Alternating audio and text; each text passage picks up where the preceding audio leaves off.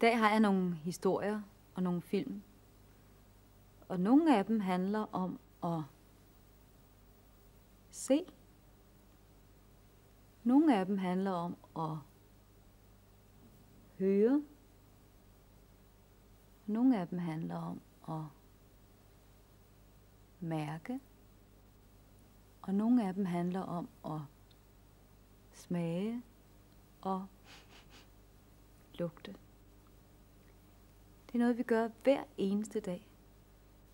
Vi ser og hører og mærker, og vi lugter til ting, og vi smager på dem.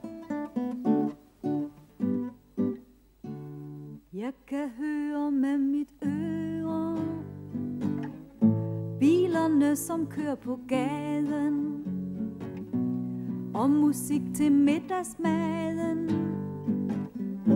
Jeg kan høre, hvad du siger til mig. Jeg kan se med mine øjne røde, grønne, gule biler, og dit ansigt, når du smiler. Jeg kan se det, når du kommer til mig. Jeg kan lugte med min næse stank fra bilerne på gaden, og den gode lugt af maden. Jeg kan lugte, når du giver mig noget rart. Jeg kan mærke med mig selv. Jeg kan mærke noget gør ondt. Jeg kan mærke noget er rundt. Jeg kan mærke, når du giver mig et knus. Kender du det, at der er nogle ting, man mægtig godt kan lide at smage på? Og så er der andre ting, som man ikke kan fordrage smagen af. Den første historie, du skal have, den handler om en dreng, der hedder Ole, og om en indkøbspose med noget mad i, og om nogle ting, som Ole meget godt kan lide os. Nej, forresten, jeg vil ikke fortælle dig mere. Du kan selv se og høre, hvordan det er med Ole. Ole keder sig. Hans mor lige kom hjem fra arbejde, men hun var træt og havde hovedpine. Nu hviler hun sig, og Ole har lovet at være stille. Han ved ikke, hvad han skal lave. Udenfor er det allerede mørkt, og det regner. Ole står og ser på regndråberne, der trommer mod ruden. Han bliver helt tørstig af at se på alle de dråber. Ude i køkkenet tager han sig en kop vand, og så begynder han at tage tingene op af den indkøbspose, som mor stillede på køkkenbordet, da hun kom hjem. Der er mælk og brød og æbler. Ole pakker æblerne op, så han kan lugte til dem. Han kan godt lide lugten af æbler, men henne i supermarkedet pakker de alting ind, så man slet ikke kan mærke lugten, før man får pakket tingene ud. Ole snuser også til mælken, men den lugter ikke af noget. Brødet lugter lidt af brød, da han først får pillet hul i papiret. Der er også en rulle sølvpapir. Det er glat at føle på, men det lugter ikke af noget. Ved siden af indkøbsposen står der en lille papæske af den slags, som bagere bruger.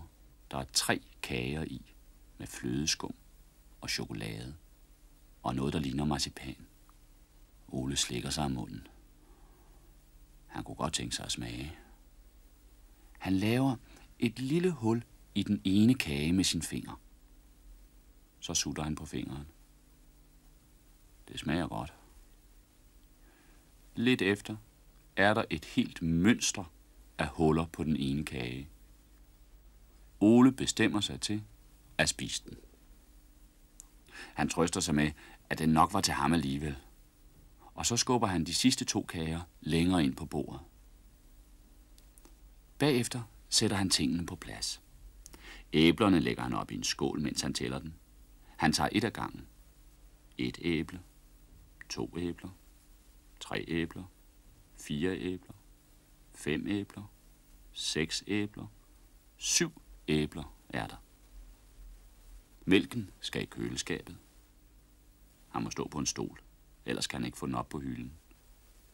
Brødet kommer ned i brødkassen, og sølvpapiret ned i skuffen. Nu er der kun kagerne tilbage på bordet. Ole får sådan en lyst til at smage, om kagerne er akkurat samme slags som den, han har spist. Han laver et lille hul i hver med fingeren. Og før han rigtig ved af det, er begge kagerne spist. Der er kun æsken tilbage, og den smider han i skraldebøtten. Lidt efter kommer mor op igen. Hendes hovedpine er væk, og hun er glad over, at Ole har stillet alle tingene på plads. Ole siger ikke rigtig noget. Han er så mæt, og han ved ikke, hvordan han skal få fortalt sin mor det med kagerne, der lige pludselig var spist. Søren kommer om lidt, siger mor. Nå, det var derfor, der var 3 kager, tænker Ole. Søren er mors ven, og han kommer tit og er hos dem. Vi skal have frikadeller i dag, siger mor. Jeg er ikke sulten, siger Ole. Du plejer da godt at kunne lide frikadeller. Lidt efter kommer det spørgsmål, som Ole har ventet på. Hvor har du sat pakken med kager? Spørger mor.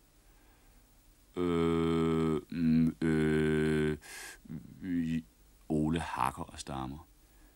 Den er væk, siger han endelig. Væk, siger mor. Jeg stillede den der lige midt på køkkenbordet.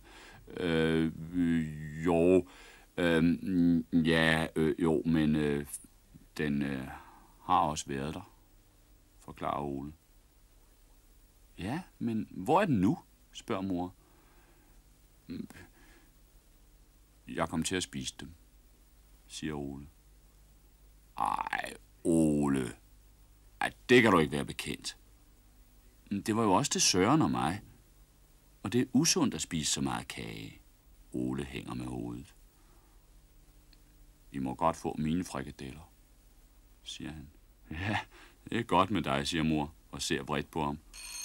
I det samme ringer det på døren, og Ole ånder lettet op, da Søren kommer ind.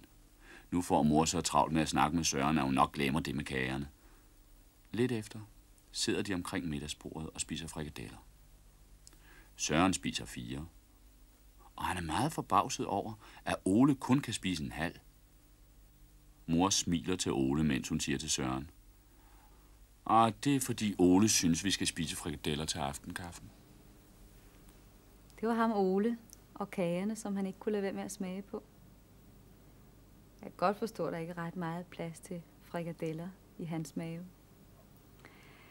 Jeg har en tegnefilm, som handler om en anden dreng, der passer et lille barn. Han kan høre, at der er noget i vejen, for barnet græder og græder. Han kan også se, at der er noget galt, for barnet ser noget utilfreds ud. Hvad skal han gøre? Jo, han prøver at give barnet noget legetøj. Han lugter også til babyen for at finde ud af, om der skal skiftes ble. Og han prøver alt muligt. Til sidst så finder han også ud af, hvad det var, der var i vejen. Det her er Tulle. Det er en pigebaby. Egentlig hedder hun Susanne, men hun bliver bare kaldt Tulle. Hun er rigtig gal i hovedet. Se, hvor hun smider med sit legetøj. Måske er hun ked af det, fordi hun er alene. Nej, det var godt. Her kommer hendes storebror Claus. Han har lovet at passe hende, mens mor er ude for at købe ind. Hvad er der i vejen, spørger han. Har du tabt din sut? Nu skal jeg finde den til dig. Lad os nu se. Nej, den må hun ikke have. Fortæl mig så, hvad det er, du vil, siger Claus. Men Tulle er så lille, at hun slet ikke kan tale endnu. Mom, mom, mom, mom, gokli, gokli, gokli. Og det forstår Claus ikke spor af. Måske skal jeg prøve at give hende elefanten. Den plejer hun at synes om, tænker han. Og så løber han ind i værelset og henter den. Se her, hvad jeg har fundet til dig, siger han. Men i dag kan Tulle ikke engang lide sin elefant. Hun ryster bare på hovedet, og det betyder i hvert fald nej. Så får Claus en anden idé. Og denne gang har han hentet både den mekaniske and og musen. Men dem er Tulle bare ligeglad med. Nu har jeg det, tænker Claus. Bamserne. De ligger altid i Tulles seng om natten, ellers vil hun ikke sove. Har den lille bamse. Hovsa, og så den mellemstore. Og kæmpebamsen. Nej, tænk at kyle sine bamser sådan. Hun bliver vægtløfter, når hun bliver stor, tænker Claus. Bare man kunne forstå, hvad hun siger. Det er noget, hun vil, men hvad? Måske vil hun danse lidt. Og så tager han hende op og danser og synger. Tralalalala. Men Tulle er ikke til at lokke et grin af.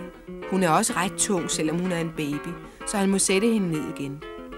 Nå, nu bliver hun endnu mere gal i hovedet. Det er ikke til at forstå, hvad hun siger. Det er ligesom om hun taler et fremmed sprog. Måske er der noget i bukserne, tænker han. Puha, det var der heldigvis ikke. Nå, så laver jeg en forestilling for dig, siger Claus. Se nu her. Jeg er verdens stærkeste mand på cirkus. Det her er mine vilde løver. De er dødfarlige. Det er kun mig i hele verden, som de lystrer. Men nu er de sultne, så nu skal de ud og spise råt kød.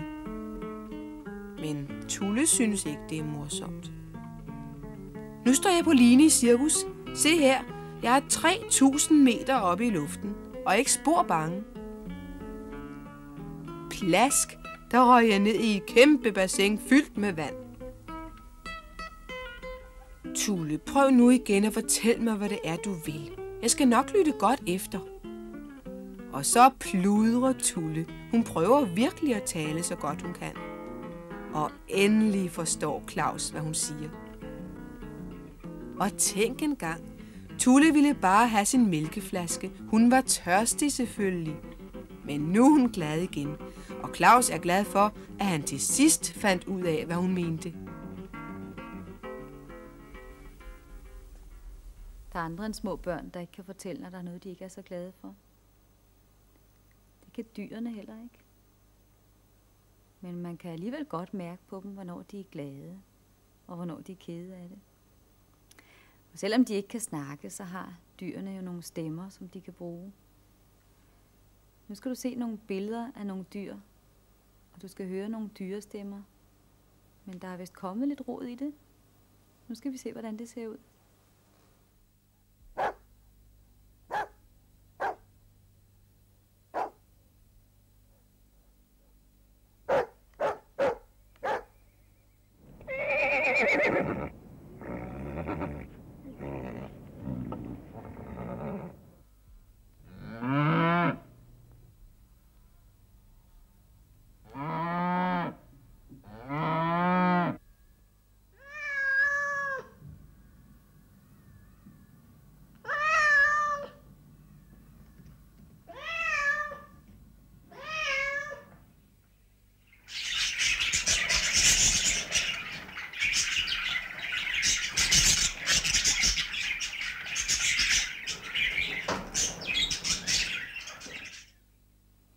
Her i fjernsynet, der kan man altså bytte rundt på lyden og på billederne.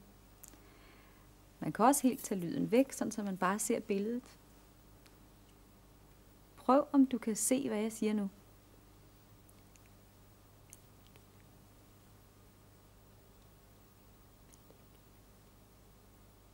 Jeg sagde mælk. Det er også svært at se. Mennesker, der ikke kan høre, de øver sig i at se på munden, og de er mægtig gode til at se, hvad munden siger. Fordi munden er nemlig forskellig til forskellige ord. Prøv en gang at se. Mælk. Ko. Se det? Når du er sammen med mennesker, der ikke kan høre, så er det meget vigtigt, at de kan se din mund, når du taler. Nu har vi haft forskellige billeder og film og historier om at se, og om at høre, og om at lugte, og om at smage. Men vi har ikke haft så meget om at mærke. Man kan jo godt gå rundt og mærke på ting. Man kan mærke på sig selv, for eksempel. Jeg kan mærke, at jeg er helt blød her på kinderne. Og jeg er helt hård her på panden. Det er godt, at man kan mærke. Hvis man nu ikke kunne mærke, så kunne man jo ikke mærke, at et tændt lys, det var varmt. Så ville man måske komme til at røre ved det, sådan så man brændte fingrene, når der kom et brændsår. Nu kan man mærke, at det er varmt, når det er tændt. Og så flytter man hånden hurtigt. Og man finder heller ikke på at stikke sådan en stoppenål igennem armen med. Au, au, man kan mærke, det gør ondt. Hver gang vi mærker noget, så hjælper det os til at finde ud af, hvad vi skal gøre. Hvis jeg mærker, at jeg fryser, så ved jeg, at jeg skal tage noget mere tøj på.